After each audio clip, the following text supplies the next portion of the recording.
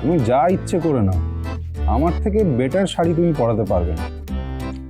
কেন মনে নেই কতবার শাড়ি পরিয়ে দিয়েছি?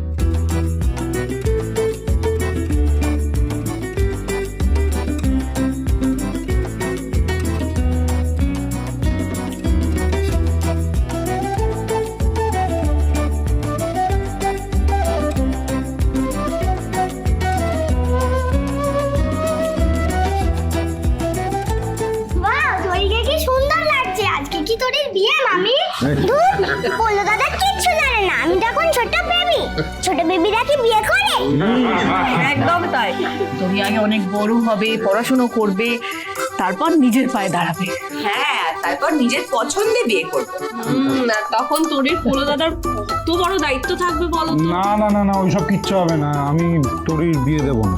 ওই শোনো, দাদু ভাইয়ের কথা শুনেছো একবার? আচ্ছা, তোমার মেয়েকে কি তুমি সারা জীবন আইবুড়ো করে রেখে দেবে নাকি বাড়িতে? আমি রেখে দেবো। আমার তোরি আমার সঙ্গেই থাকবে, আমাকে ছেড়ে কোনোদিনও যাবে না। এই যেসব বললে হয়? আমরা না থাকলে ওকে দেখবে কে শুনি? তোমরা থাকবে না কেন? আমাকে ফেলে কোথায় যাবে মাম্মা? এ বাবা, কেন যাব? আমাদের তোরি সোনাকে ছেড়ে আমরা কোনোদিনও কোথাও যাব না। আমিও যাবই না। আমিও বাবাকে ছেড়ে কোথাও যাব না।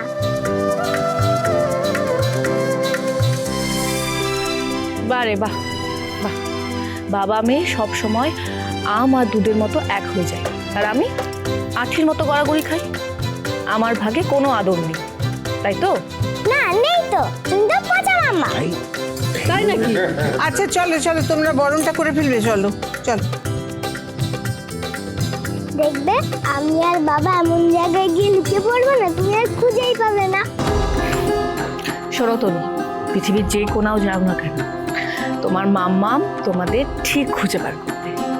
নাও চলো, প্রচুর দেরি হচ্ছে, বরণ করতে হবে তো। ওঠো, ওঠো, ওঠো।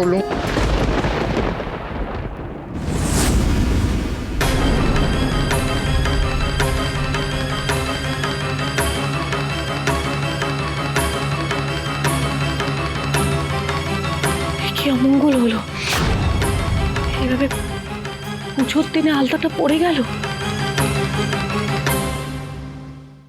দিদি, বরণ করবি তাই?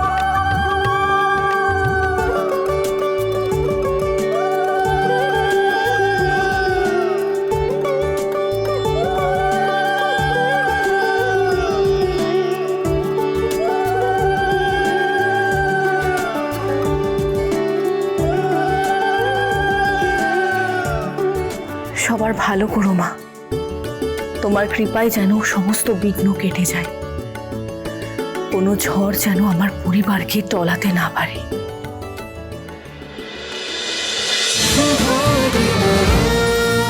শুভ বিবাহ সোম থেকে রবি প্রতিদিন রাত 10:30টায় স্টার জলসায় ও জিও হটস্টারে।